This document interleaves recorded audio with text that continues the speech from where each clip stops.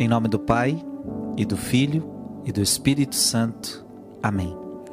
Deus te abençoe. Hoje é um dia muito especial, dia da anunciação do Senhor. Quero meditar com você Lucas capítulo 1, versículos de 26 a 38. Naquele tempo o anjo Gabriel foi enviado por Deus a uma cidade da Galileia, chamada Nazaré, a uma virgem prometida em casamento a um homem chamado José. Ele era descendente de Davi e o nome da virgem era Maria. O anjo apareceu, o anjo entrou onde ela estava e disse: alegra-te, cheia de graça, o Senhor está contigo. Maria ficou perturbada com essas palavras e começou a pensar qual seria o significado da saudação. O anjo então disse-lhe: não tenhas medo, Maria, porque encontraste graça diante de Deus. Eis que conceberás e darás à luz um filho, a quem porás o nome de Jesus. E será grande, será chamado Filho do Altíssimo, e o Senhor Deus lhe dará o trono de seu pai Davi. Ele reinará para sempre sobre os descendentes de Jacó, e o seu reino não terá fim. Maria perguntou ao anjo: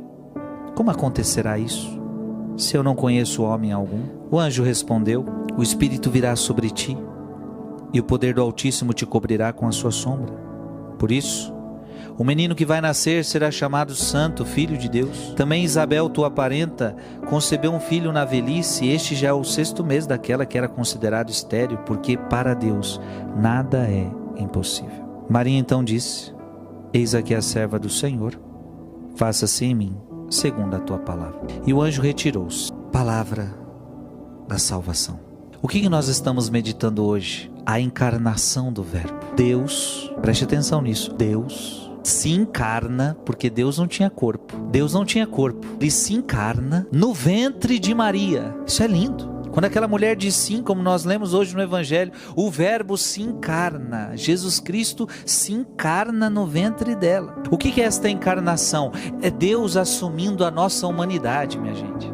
Deus assume a nossa humanidade. E veja, uma humanidade suja, uma humanidade no pecado. E por que ele assume? Tudo ele se fez semelhante a nós, diz a palavra, menos no pecado. Veja, ele assume uma humanidade de pecado, ele assume a nossa carne, ele assume a nossa humanidade. Para quê? Para elevar esta humanidade.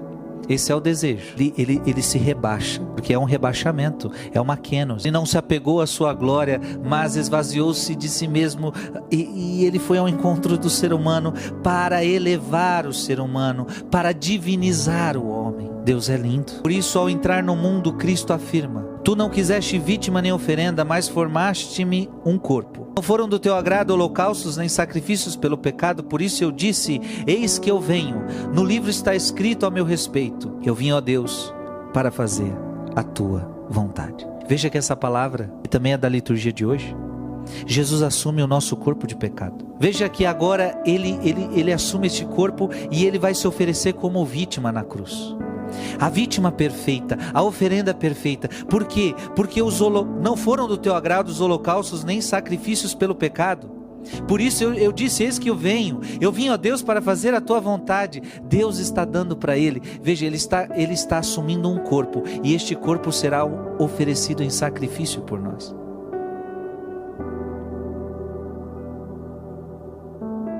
Eu vim, ó Deus, para fazer a tua vontade. E qual era a vontade de Deus? Qual é a vontade de Deus? Elevar o ser humano. A vontade de Deus é elevar o ser humano, é tirar o ser humano dessa situação. Agora eu quero que você entenda que tudo isso, toda essa graça, a união do divino com o humano, está acontecendo em alguém. Está acontecendo em Maria. Isso é muito grande, hein? Toda essa honra, toda essa graça, toda essa... A teologia da igreja vai chamar isso de união hipostática, nome difícil, união hipostática, que é a união do divino com o humano, é a união da natureza divina com a natureza humana. E tudo isso está acontecendo aonde? Maria, no ventre dela. É por isso que o anjo, quando a encontra, diz: ave cheia de graça.